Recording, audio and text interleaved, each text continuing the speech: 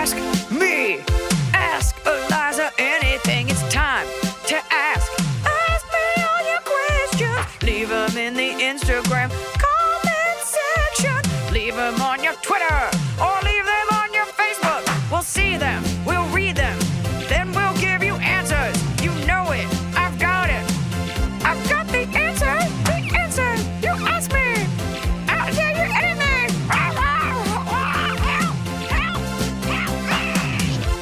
Bacon, egg, and cheese. Bacon, egg, and cheese. It's extremely satisfying to cup your dog's face and squeeze it and say, bacon, egg, and cheese. Oh, bacon, egg, and cheese. I'm just saying. Okay. And then It's the a great dog's like, thought. where's bacon, egg, and cheese? Here. It's in Are your those body. words she knows? Bacon, egg, and cheese. She knows very few words. She would think her name is bacon, egg, and cheese if you said it with the right intonation. Bacon, egg, and cheese? There you go. Oh, her little eyes opened. Yeah. Bacon, egg, and cheese made to order. Hold the bacon, add the beans. All right. Okay, we got an update, an old update. Actually, let me... Wait, can I just say something? Yeah. Only one update per person. Some people are coming in, they're like, just triple update, prequel, sequel. It depends. Here, I'm going to get into this actually now. Okay. When the gathering of questions is an imperfect process. If you feel like your question has not been addressed, feel free to bump up the thread. The thread might have gotten lost. What does that mean, bump up the thread? So like if you've sent a DM and I haven't seen it or opened it or interacted with question it, was bad. or there's so many and I haven't seen it, you just comment again in that same thread. It'll push it to the top of the feed. Don't abuse that, but sometimes we miss things. So Big egg and cheese. we're never ignoring you on purpose unless you're bad. But this update is very cute and it's from an older episode. Do you remember there was somebody whose dad wanted to play Dungeons and Dragons with them? Yes. And would rope in the whole family. So this person says, red hot update. Big thank you to Emily and Iliza. Emily, thank you so much for encouraging me to connect my dad to people his own age to play D&D with. I went on Facebook, found a D&D group finder page, and set my dad up with a group of retirement-age men to play online every Tuesday night. And they all got arrested. Turns out they were kind of creepy and harboring children. He played with them for the first time this past week and had a blast. Even if he still asks my family members to play, they won't feel so guilty about saying no. I know he wants to spend time with his family, but trust me when I say my family members don't want to do this. I don't think he does. I think he just wants to play D&D. Yeah. I also need to thank Iliza for the tip about bringing the orange slices, because even though as a tech coach, I don't ever do that. My job is to teach teachers how to use technology in their classroom. So give me a good idea. See picture attached. I really hope to. And they gave them little like snackies, little jelly snackies instead of bringing orange slices. I don't but they remember still brought something. what we're talking about, but I am anti each individual wrapped candy in plastic. And I don't remember what I was telling you. But I'm glad you did it. Because at the time, I must have meant it. Yeah. That's Orange very slice. nice. Yeah. We're really excited for you. For the dad, that's really nice. For the dad, bacon, egg, and cheese. All right. Anonymous. Hi, Iliza, Emily, Snow Peach, and Gracie. I am a government employee and need your help. I have a coworker. What kind of government? Whose government? I have a coworker who has honestly become one of my best friends. We travel together a lot for work, about 10 days out of the month, 12 hours a day. And we have a lot of time to chat and have gotten to know each other really well. I'm a closeted gay male. He's straight. And he is one of the few people who I feel comfortable talking to about a lot of topics I don't usually talk about to family or other friends. He is respectful, funny, easy to get along with, and just a great person to spend long amounts of time with. I consider him a really great friend. A few months ago, after we became friends, I got a promotion which made me his supervisor, where I forward information to our bosses about his performance. Before I was his supervisor, he was a great worker, great eye for detail, and amazing work ethic. Now that I am his supervisor and friend, he has really dropped the ball and is lazy. He doesn't work the full 40 hours a week, makes mistakes constantly, and is not the same worker he was before I became his supervisor. I brought up his poor performance to him 3 different times to his face directly. Each time he says he'll change, but it just keeps getting worse. And I then have to do the work that he should be doing. I think he feels too comfortable with me as a friend that he thinks that I'll just have his back unconditionally. But that's not what I was promoted to do. This is government. Is it about time that I let my higher ups know about his work ethic? Or is there anything I can say to get through to him? I would hate to throw a close friend under the bus, but I don't know what to do. Thanks. I love you guys. I mean, it's either him or you. Yeah. Like, he's going to do a bad job. It's going to make you look bad. And I think maybe if you phrase it to him, like, you frame it to him rather, like, hey, I don't want to have to do this because we are friends. You have to help me help you. You know, maybe give him one more chance where you say, when you do a bad job, it makes me look bad. And I'm trying to help both of us. But it's so awful of this friend to be like, oh, well, now I can take advantage. Like, Yeah. If my friend was my supervisor, I would want to do an extra good job so that they wouldn't get in trouble. Like the fact that this person is like, I don't have to do anything. They're a turd. yeah, I would give them one more chance and like lay it all out very black and white, be like, hey, buddy. And then in the end, be like, surprise, I was gay this whole time and I wasn't attracted to you. How does that feel? You need to lay out that, look, I have been covering for you and I will not be doing it any longer. I will not be doing your work. And if it doesn't get done in the report that goes to the higher ups, I will be telling them why it didn't get done. No, just be like, Yeah. no, don't even say they just be like, But that's his job. Yeah, for sure. But I'm just saying, like, you can also say that and just be like, there's going to be reviews and it's not on me. If it comes down on you, I've done everything I can. Like, higher ups are going to know what's up. They read performance reviews. And Well, it's not even just reviews. It's that our question asker has to write in about this guy and he's been like fudging the details and saying stuff's been getting done. yeah, just be like, dude, I've been covering for you, but like, they're going to know what's up. And then it's going to be out of my hands. I can't help you. And it's going to be them, which is like a cop tactic. Like, if you want to speak to a lawyer now, then there's nothing we can do to help you later. You give them one more chance. You lay it all on the line. You be very clear. If he keeps fucking around, he's going to get the horns. Yeah. The government horns. Hey, Iliza, love your podcast. I had a question about a friend situation. A friend of mine back in November, on my birthday to be exact, told me she didn't want to be my friend anymore. Oh, on your birthday? After I explained to Who her. are these women? After I explained to her how irresponsible she was for going out drinking when she had COVID. Oh, I thought you were going to say a baby. I did nothing more than just explain to her how wrong that was and why people like her were the reason we are still in this pandemic. Let me guess, you live in a red state. Since then, she has returned my jewelry that I lent her That's and nice. refuses to answer any of the messages I sent after I found out her father was dying. My issue is that I still want to be friends with her, and No. she hangs out with one of our previous mutual friends, a girl I've chosen to cut off from my life, Jesus who I know Christ. Hey, she girls. has issues with. Girls of podcast land. What's going on? We complained about her all the time together. That's what bonded you. I also ran into one of her friends recently, and I know she told him that we, quote, just have too many differences when he asked about the status of our friendship. I seriously value her as a friend and wonder if this relationship is worth saving. If so, what should I say to her? Should I let it be? For context, I am 23 and she is 31. We've been friends for almost 4 years. It's fucking weird. And super close for 2. This hurts so much because I can't just accept that she was ready to give up our friendship just because I tried to explain how irresponsible her actions were. No, she's ready to give you a friendship because you embarrassed her, and rightfully so. She doesn't like she feels like you're being holier than thou. You called her out and you embarrassed her. Yeah. That's what it is. She did something wrong, and rather than just blindly support mama's helping bitches, you called her out. So she's embarrassed, and I get that. You know, if you ate shit in front of someone, like, you know, people always talk about, like, I just wish the earth would swallow me up. Like, that's what that is. She just wants to go far away.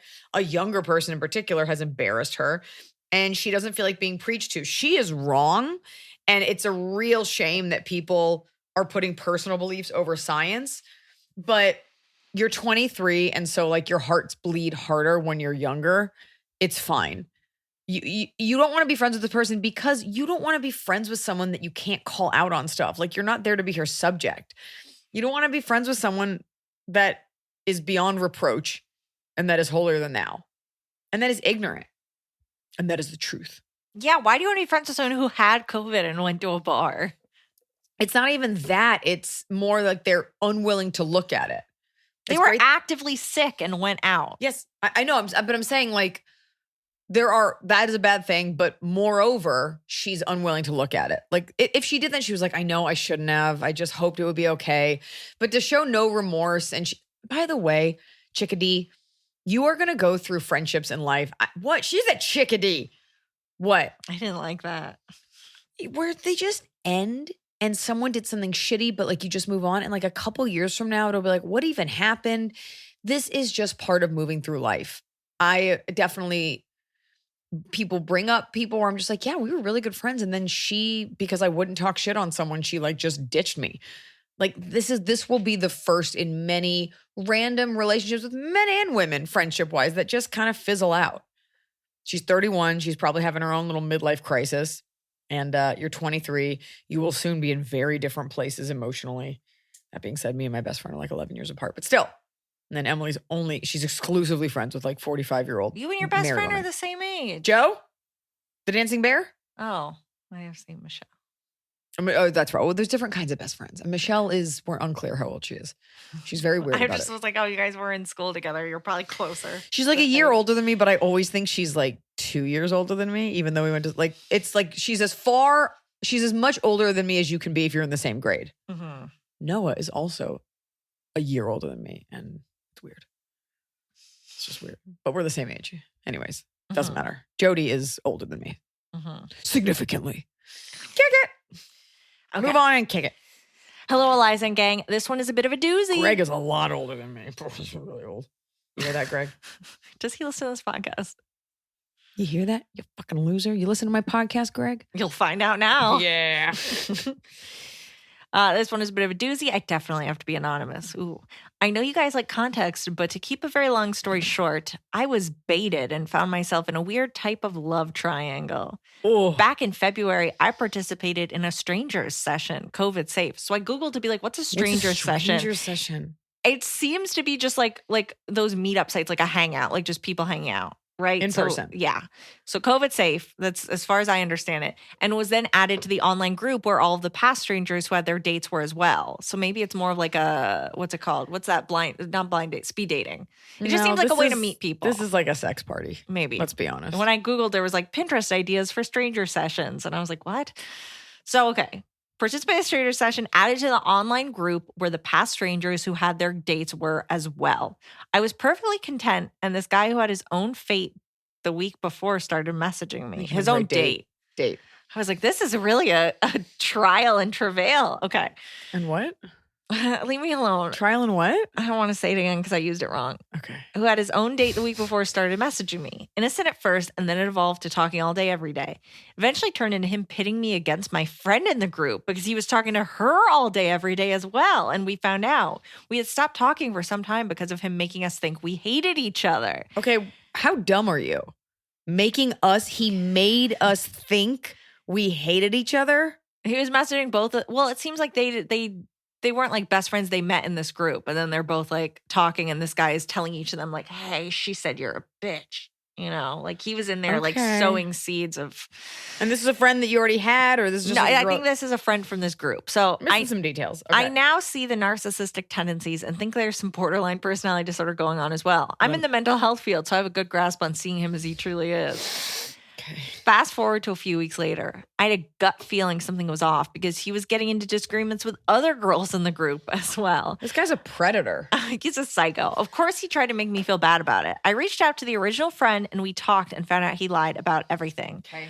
The worst part is we had slept together, but the friend told me he has herpes. He disclosed it to two girls that I know of and did not disclose it to me. I confronted him on FaceTime and he lied, saying that he did tell me. I went off on him and said we wouldn't be having this conversation and I would never have agreed to sleeping with him. The other girl who I wasn't as friendly with even asked him point blank if he told me, and he lied. He blamed sleeping with me on her because she turned him down when he tried to sleep with her. I've been to my gynecologist. I tested for any and all STIs. I have no herpes symptoms, but worry I could still contract it. My doctor said I could go for a blood test in a few weeks to see if any recent antibodies would show up if I contracted it. Of course, I'm furious. Yeah. And I had a bacterial infection after I was last with him. I'm trying to find a lawyer to help with seeing what my options are as far as suing him. I'm still waiting to talk to one. If there's any advice, insight, or resources, I'll gladly take them. Thank you. No, I don't have any resources other than like Planned Parenthood and getting a blood test. You want to look. You just want to make sure you don't have it. Take that blood test. If you don't have it, you don't have it. And is there a way to like report this person to your admin group or something? Definitely get them kicked out of the stranger sessions. But like, how charming and hot is this guy that he's got his own, like, what is it, In Excess? What was the name of that sex cult? Nexium. Isn't Nexium like a hair growth serum?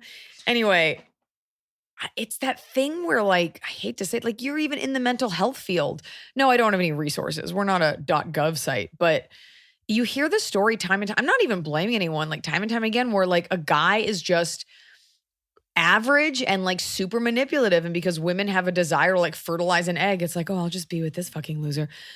I think you should really ask yourself, because it's the way you tell the story. It's like you kind of knew info, but you kind of kept hanging out with him and you kind of let him, like, you're a psychology person. Like the intentions of a guy who's saying, I always think it's gross when men bring up other women. Like when men like, oh, like I'll be with a comic and they'll be like that. Like I said something about a girl and he was like, oh, is she a bitch? And I was like, no, she's not funny.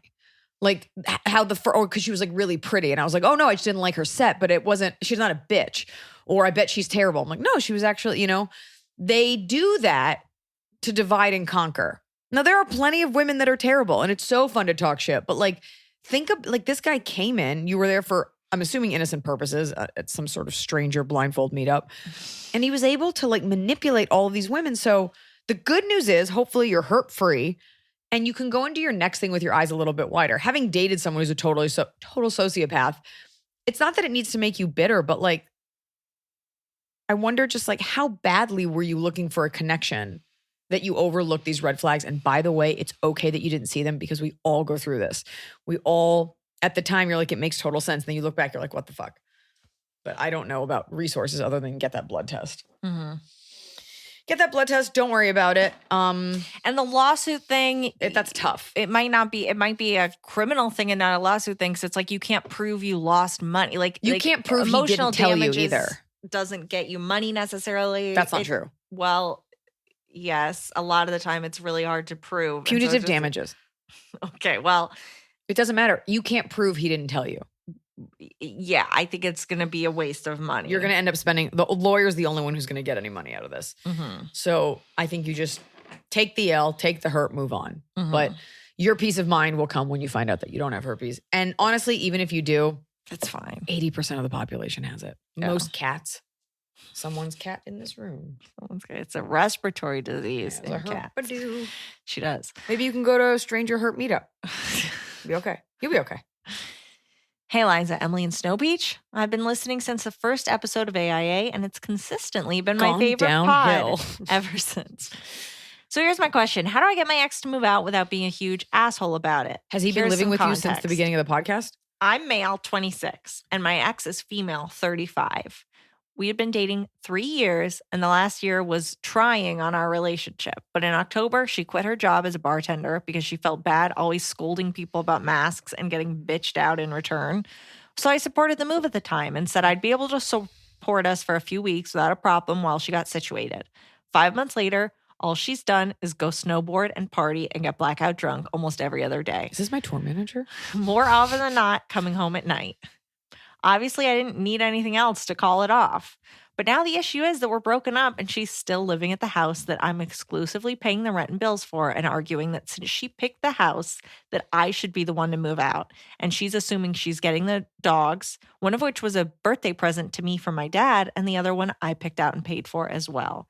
I know I didn't adopt. I'm the real monster here. That's definitely not what I was thinking. It's a little bit what I'm thinking. At first, this was all... Emily, you're part of the problem. No, I'm not. The story, like, this person just said it. I wouldn't have commented on it, but they said it. Train people in our society to always be like, and by the way, I know what I said isn't perfect. Who gives a fuck about the dog? You already have the dog. A dog needs a home, dog at home. At first, this was all just really annoying, but now I'm starting to date this great girl, and it's a little weird because I have my ex living as a jobless roommate who thinks she can sleep in my bed when I'm not there because I, quote, bought it while we were together. Oh, God. And flips out when I try to ask her to sleep in the guest room. My new girlfriend is so far really understanding, but I don't want to push the envelope and test her patience with the situation because I really like the girl I'm dating now. And the house is perfect for me. I've got dirt bike trails that I've dug out by hand in the forest behind the house and a lot of other small things that I've poured a lot of energy into that I don't want to leave the house either. So just getting a new house isn't the solution for me and my girlfriend. Any advice is welcome. Also, hey, Scott. Scott's not here. Serve legal eviction papers. Yeah. Evict her. Is your name on that lease?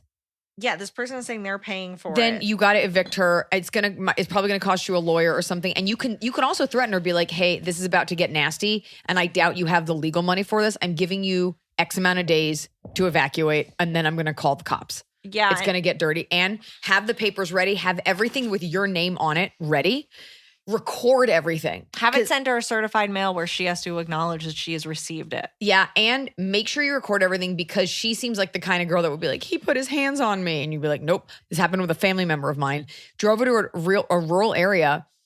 Thank God there were security cameras because he didn't put his hands on her, but he like got her out of the car and she was hitting him. And a security guard came up and said to him, are you okay? And of course, her story is like, look what he did to me. And, you know, people can get really crazy. So make sure it's all documented. It's going to be difficult. I think you sit down with her. You make sure all your names are on all the papers. As far as the dog goes, weirdly, I had a neighbor that I would walk my dog and I'd always see this guy. And one day he didn't have the dog with him and he was so sad. And he was like, my ex-girlfriend said she wanted to take the dog for the weekend and she won't give it back. And like his heart was broken. And he was like, I paid for the dog, but I don't have a receipt or anything. Like, I don't know how to get it back. Get your credit card statement. Get all the things that say what you paid for. Yes. Vet paperwork. Make sure that the vet only has you on file as the contact. Remove her if she is a contact. And just be like, I want you out. I will be serving you legal paperwork. You do not have the legal fees to pay for this.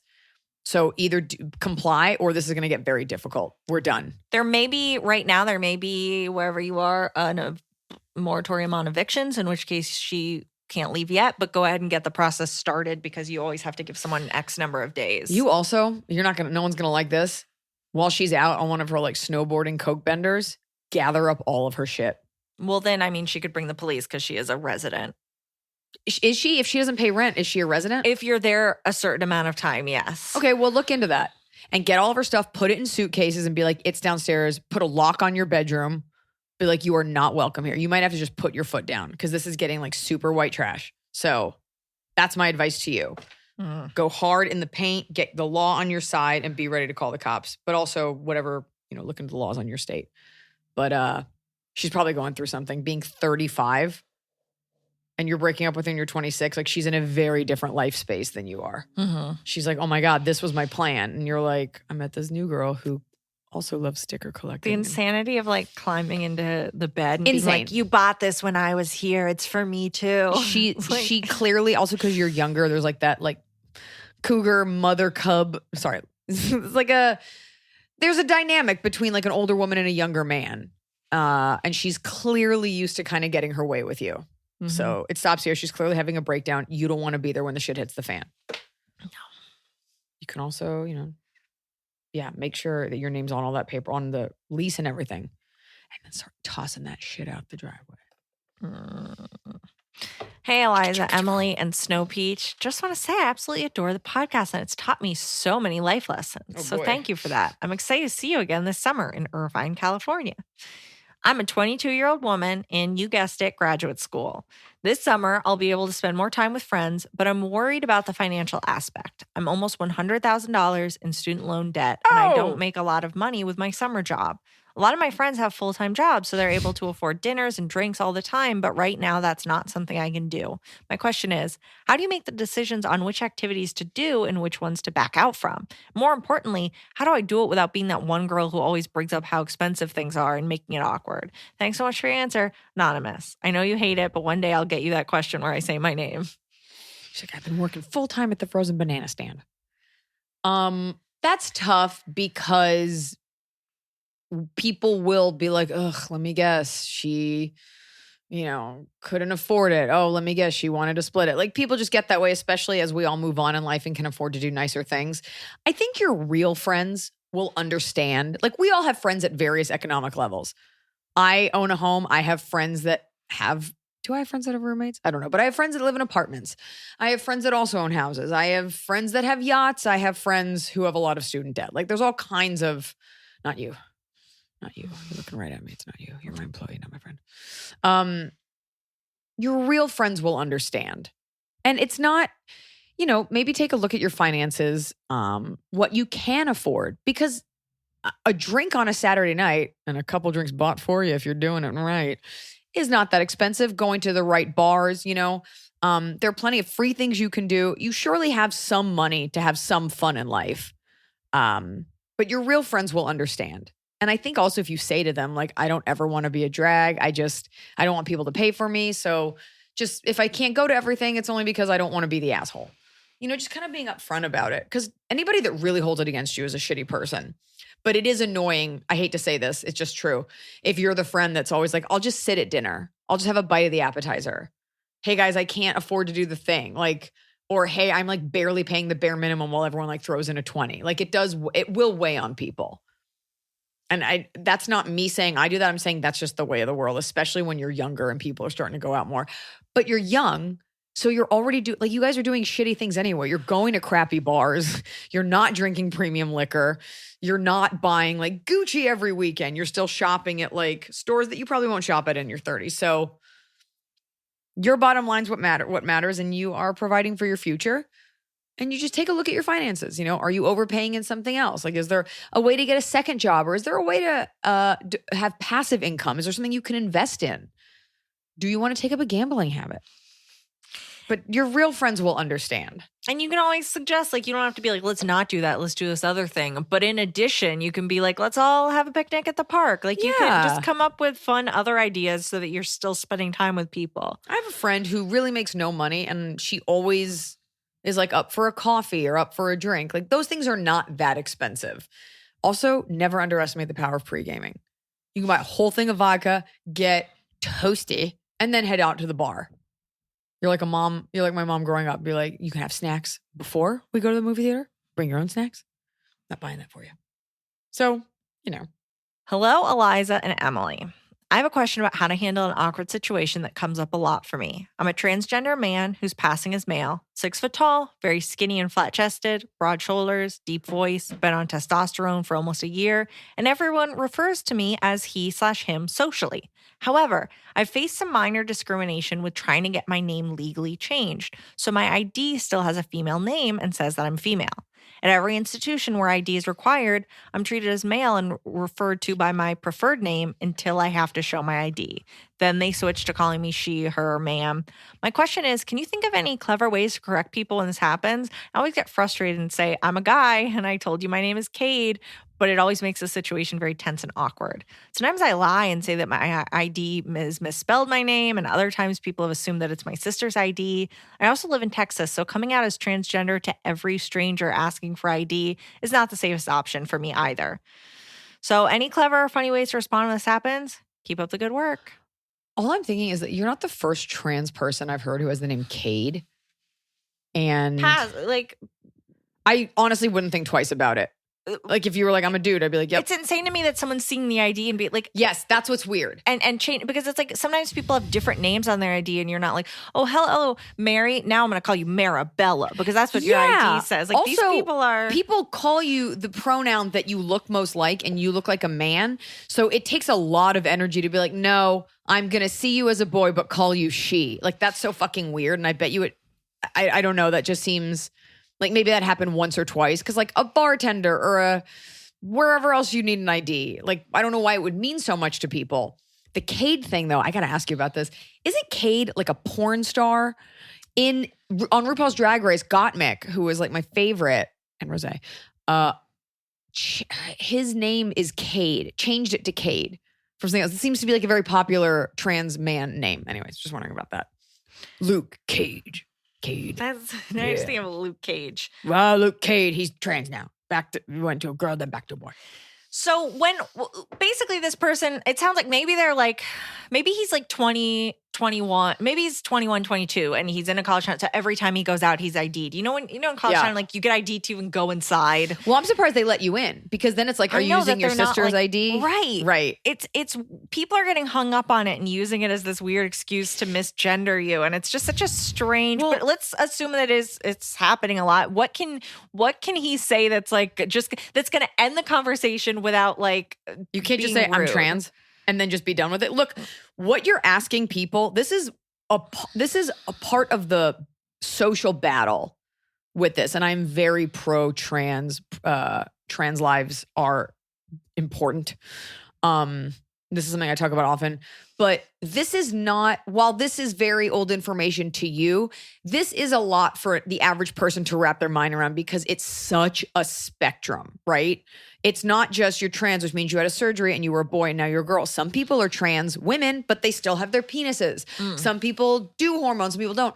And you demand that people fully grasp all of it in that moment. Now, it's not on them to fully grasp it. And you also, if your safety is okay, like you shouldn't care. And I think letting go of that acceptance in the immediate, like an immediate acceptance is just going to help lower your blood pressure. This idea that you go to a bar and someone's like, Caitlin, and you're like, it's Cade. And they're like, says she, as long as they're letting you in, I think it's just like something you're going to have to deal with. And I'm not putting it on par with that, but like nobody says Eliza correctly. Nobody says but it Schlesinger. makes, and every time they say it wrong, you're mad about it. No. I bring it up so infrequently, the amount of times they say it wrong that I let go. Because at a certain point, you have to decide, is it worth me fighting this battle all day, every day? You're the one that's trans. You're the one that did all this work and that has gotten to this place. And your emotions are what matter. So you're asking me to give you like a clever comeback, but the truth is, and I'm not trans, so I can't tell you like, just be okay with it, who cares? But what I can tell you is you cannot control other people's actions. And you're going to put a lot of time and energy into this thought when every interaction you're going to have with someone is different. Some people are confused. Some people don't like it. Some people got the wrong pronoun, you know? What are you going to say to some like DMV worker who's like, it says woman on here? Like, what are you going to say? Well, bitch, I'm not. I took the drugs. You know, like you're going to devise a clever thing. Who fucking cares what that person thinks? You have the ID, you're legally a human, and that's what matters. Because I don't know. What is it that you really want? Someone says, what's the prototypical response thing that someone says? What's he saying?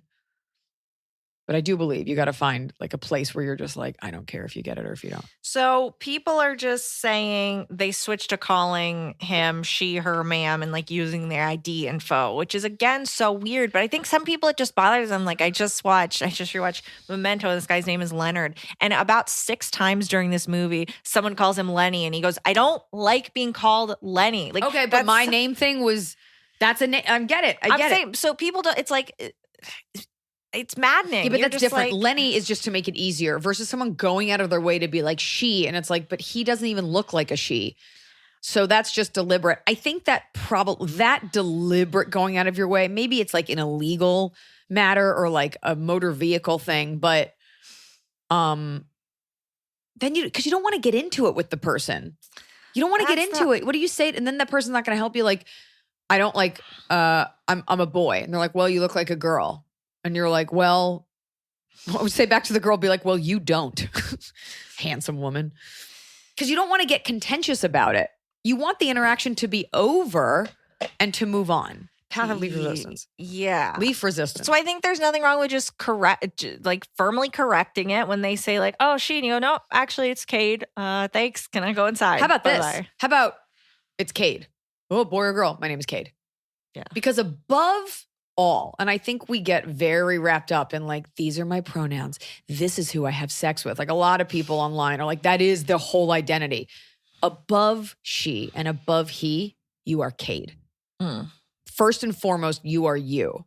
And then we get into gender, and then we get into identity politics, and then we get into religion and color and all this stuff. But like, you are an individual and you are you above all else. And so you have to figure out what makes Cade's blood pressure not boil.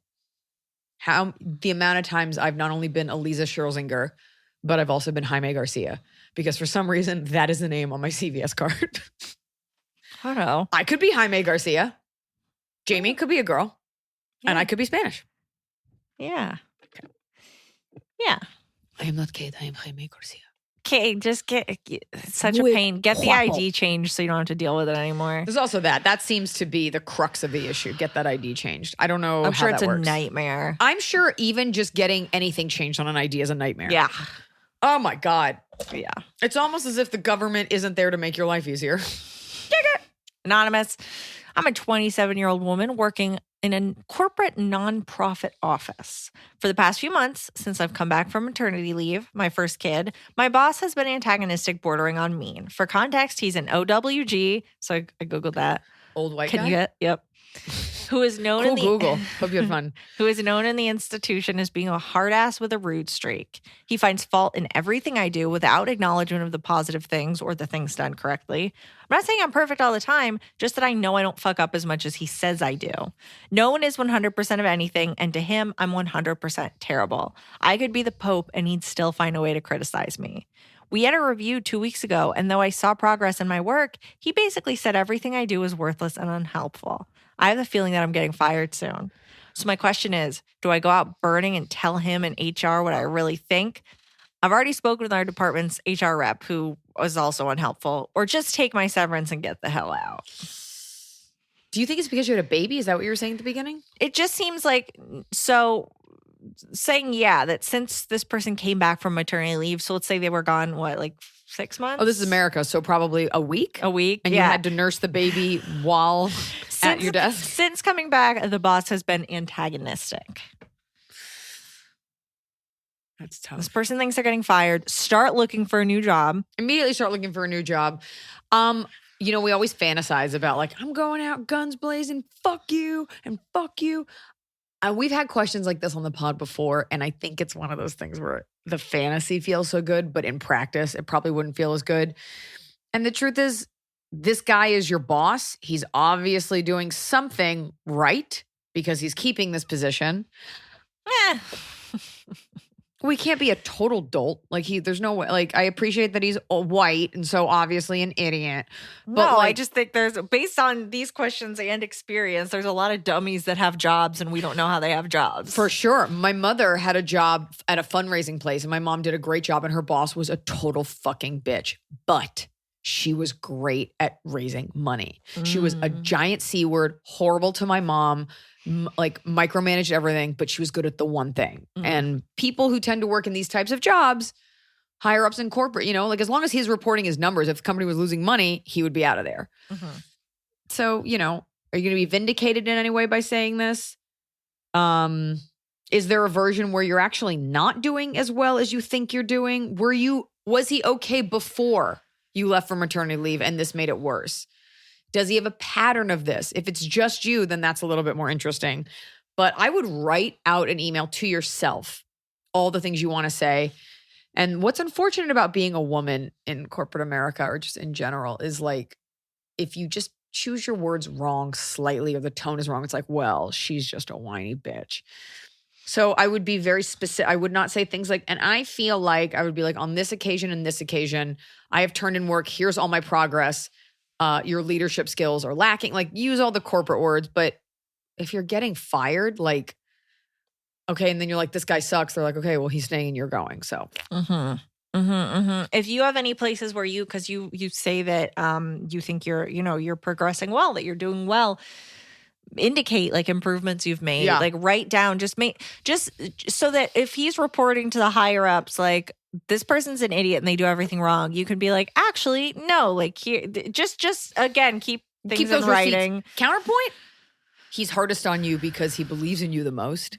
That's the Karate Kid counterpoint to it all. Double counterpoint, you're not getting fired. And this is all in your head. And you're going to build up all this anger. And he's like, I wasn't firing you.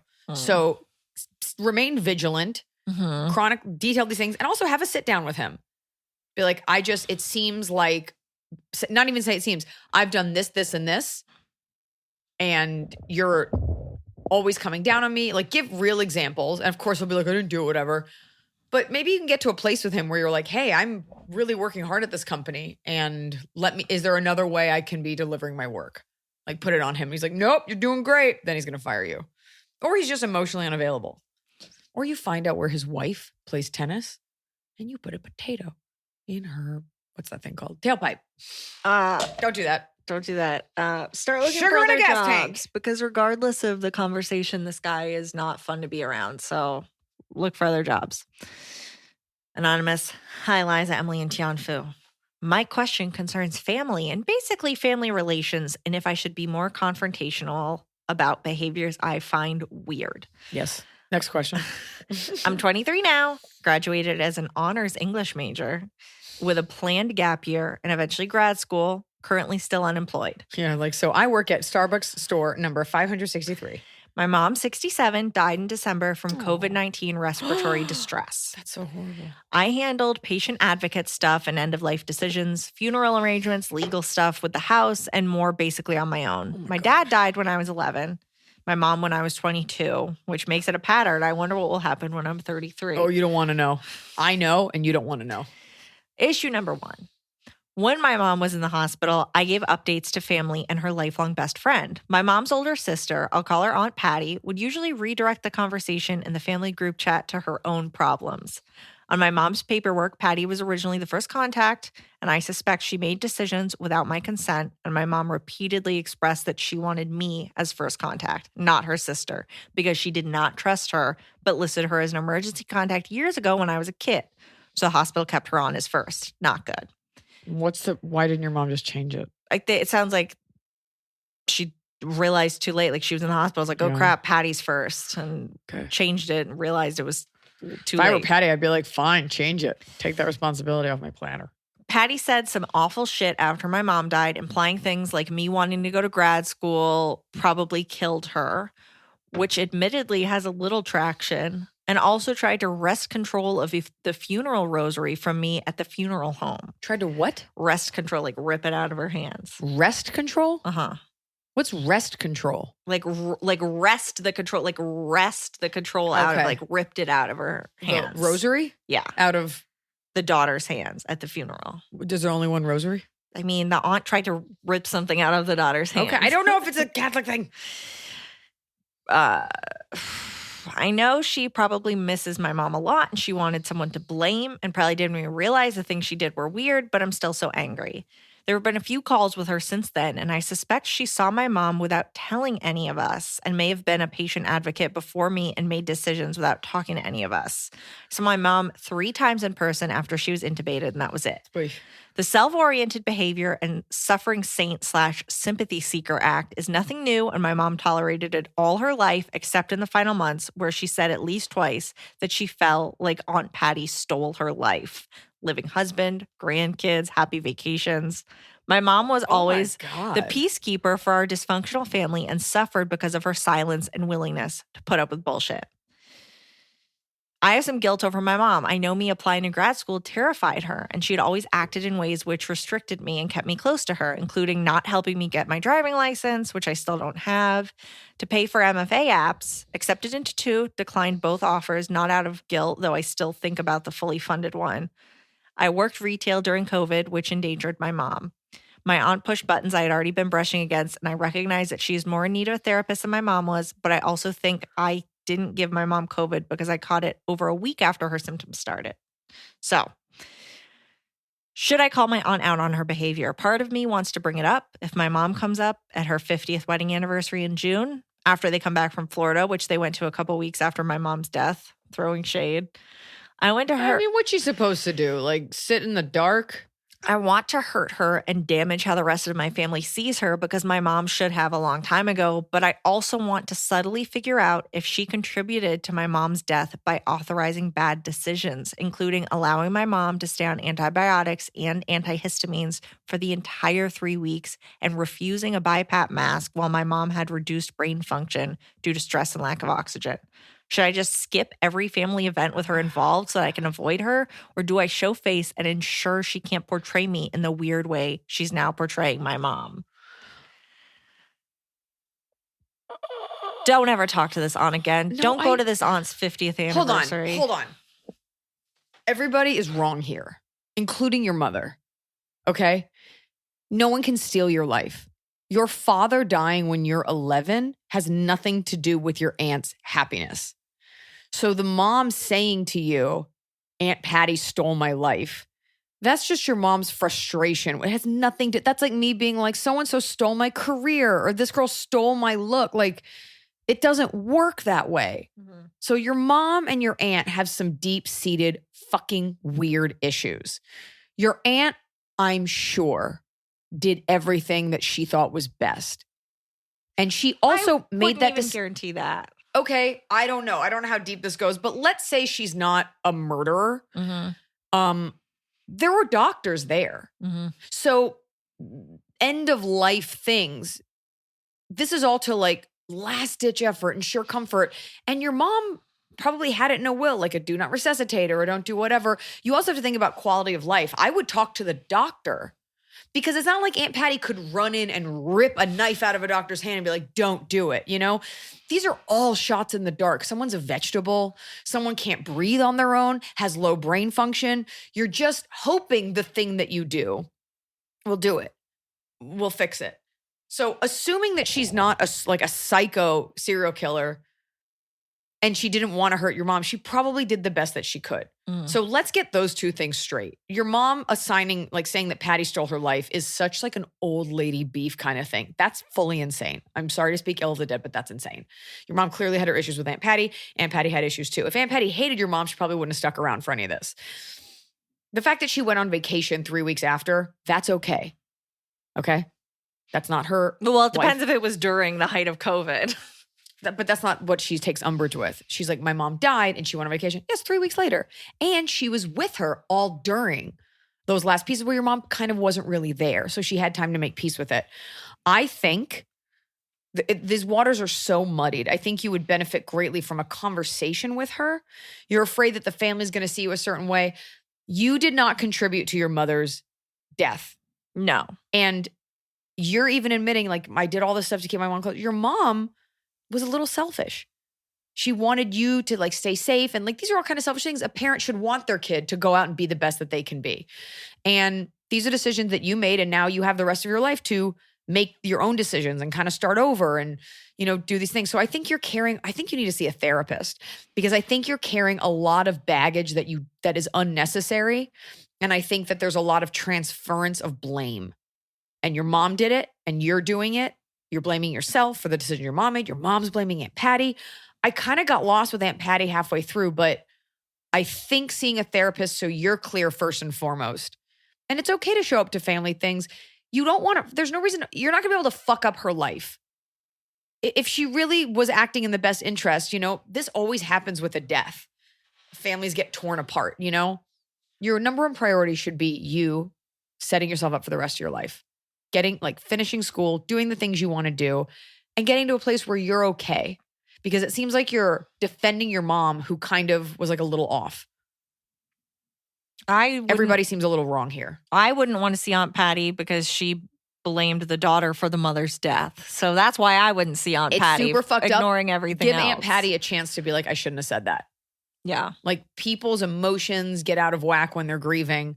Give her the benefit of the doubt, and then it's okay to take a step back while you work on yourself. Maybe you'll come out of therapy or you'll, you know, be a little bit more selfish in life in a good way, and you'll see Aunt Patty for like the sad psycho that she is, you know, or she apologizes. But right now you're carrying with you a lot of grief, a lot of anger. So we have a second question. Okay. A second issue from this person that provides a little more different context. Why'd you let me go off and give because all that I think great that advice? I think that was good. I think that we got that. So now let's get into issue number 2 because it's separate, but I think it also gives a little more. Issue number 2. I'm a trans man and they won't let me change my movie membership card. Okay.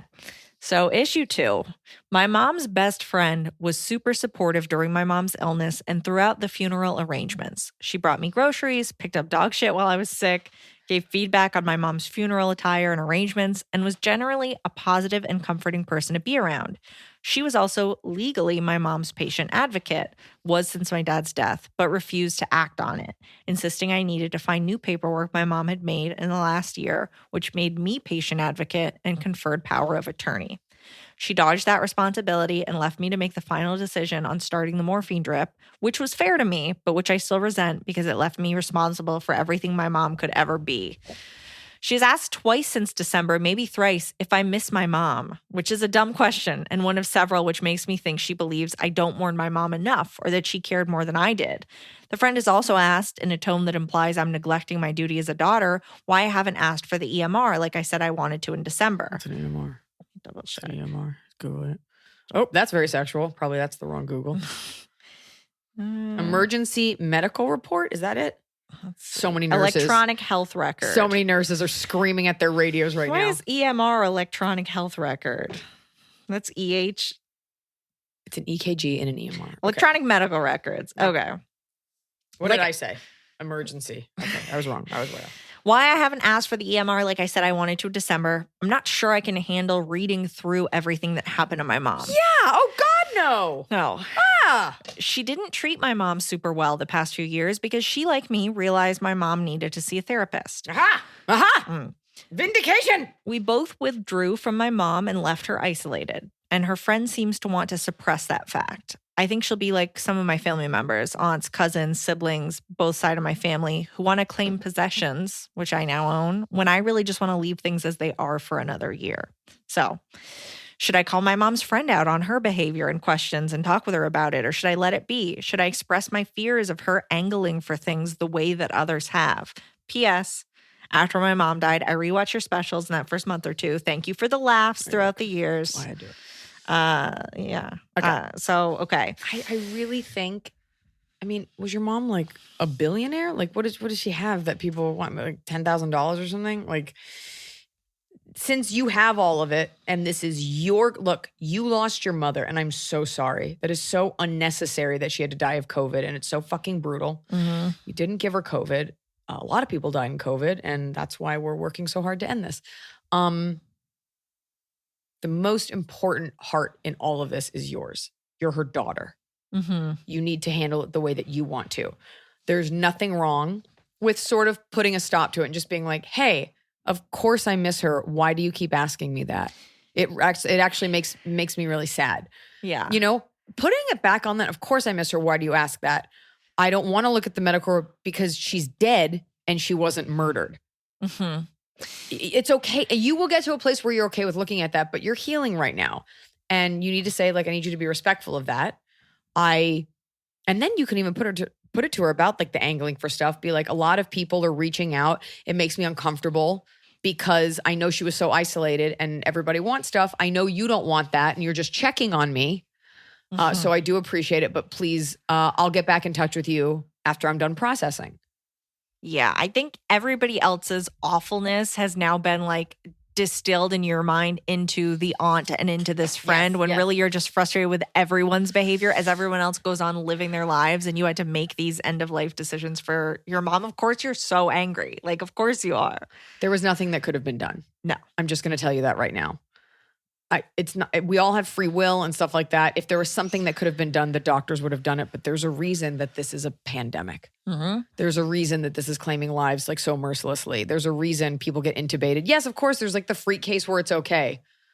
But this is not some random disease that no one's ever had and everybody recovers from. So you looking at that report, one day you might, but you're going to see a bunch of medical jargon on there. And she probably, and I'm so sorry again, died just like millions of other people did.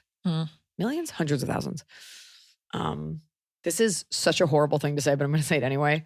When Blanche died, I know it's a dog. I know.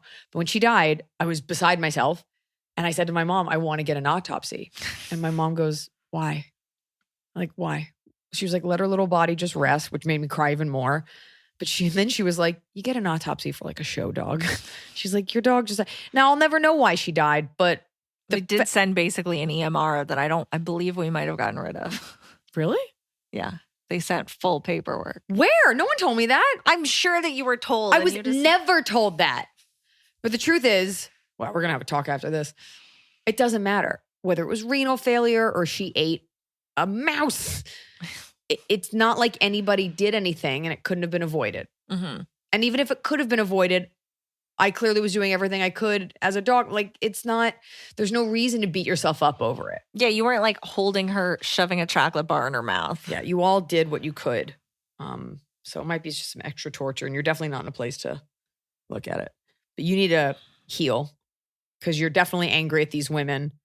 But you're really just angry at the situation and there's no one for you to blame but the girl in the last question who went out drinking during COVID and for sure gave your mom COVID. The girl from the other question. Mm-hmm. It's the worst are the situations where we're angry and we have no one specific to be angry at. Yeah. So we find a way to get angry. And you are choosing the people that are asking you the dumbest questions. It's like when you're hungry in the morning and you're angry and you're like, who can I scream at? My assistant. For some reason, it's like, oh, I want to end the show on a happy note. The happy note is you are on the way to moving forward in your life. But this is not a daytime talk show. We're not going to go out on a high note. That was kind of like a bummer of a question, but this is what the show is for. We always try to be funny, keep it light, dispense some real advice, but real life is tough, baby. Right? Yeah, and I mean, Top of the Cob is always what? a good time. Kick it. It's the top of the cob. We're doing it right every day. You just take a bite. Top of the cob. My top of the cob. I'll start with the bottom of the cob. That way we can do top of the cob on the way out. Bottom of the cob is being sober at a bar. Oh my God. You always like to think you can be the person that's like, I'm just going to have a seltzer and I'm just going to be out with people. And that's cool for like the first 30 minutes. And then your best friend is wasted and like pulling you in a hallway, telling you how much she loves you. And you're just like, I am not drunk. I helped throw a friend's birthday party and I wasn't feeling great. So I only had one drink at dinner and then we get to the bar and I was like, I'm just here to monitor and make sure that everything goes like, because I'd thrown the birthday party, everything goes off without a hitch and then I'm going to kind of slink out. And I just kept getting like talked to by people, these like extremely pedantic conversations that are fine when you're drunk, but it was mentally very taxing to be sober at a party that you just wanted to throw and then leave. And I will never make that mistake again. I'm only going to be trashed at a bar out for a good time. Never just dropping in again. That was particularly excruciating. Although I was very happy for my friend. My bottom is washing dishes sucks. I hate it so much. I hate it more than anything. I think it's the worst thing, and I'm so mad about it. Can you get a tiny dishwasher? There are like tabletop ones. I don't even have the space for that. How many dishes could you possibly own that this is an issue? The problem is if I feel like whenever I'm about to cook, I like cook something, then I use like a couple pans and I'm like, this sucks. I'm never doing this again. You gotta get So I just got stuff for sandwiches because I can't live like this. I can't use a pan and a bowl and a spatula and a utensil. I don't think I've ever said this before, but I agree with you. It is so exhausting. Sucks. Yeah, I hear you. Life's hard. Top of the cob. You do yours first. My top of the cob is, it's a great animal to see out and about. And I saw one at my apartment the other day and I was so excited. A loose lizard. Yeah. When a lizard goes by, it's like, oh, hi, what are you doing here? Yeah, you've had many a conversation with the one that lives in the side. There's one that lives at your place, but I haven't seen one at my place before. And I just feel like I remember I would see them when I would go visit my aunt in Florida and I'd be like, a lizard. But I don't have them in Georgia and it's so exciting. They're probably there. They don't just lizards here and in Florida will just trot right across the pavement. And you're like, oh. It's one of those animals that is all around us at all times, like spiders. Yeah. But it's not as ubiquitous as like a bird. And so even though they live in a desert climate, when you see one, it's always a lizard. You always get excited to see a lizard. Yeah, it's so exciting. Yeah, it is exciting. I want to scoop one up. You know who regulates on those lizards is Tianfu. But she's the same size as them. My top of the cob is this. And I don't think very many women know what this feels like, but I encourage you to find this feeling. When you know exactly what you want to eat and then you eat it. Because usually it's like, what do you want to eat? I don't know. And I think most food is gross. I think most restaurants are gross. I'm like, oh, what's the lightest thing I never really want something.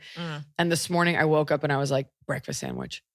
And Emily, we went and we got one. She got it for me while I was in the waiting room. But, it was very satisfying to just house on a bacon, egg, and cheese. And I don't even eat bacon that often, but I was like, this is exactly what I want. And when you satisfy exactly what you want to eat, you're not grazing later. I didn't get a bunch of other things and I'm just full. And it's just extremely satisfying to be chicken wings, quesadilla. If that is what I want. And you know who loves it? Men.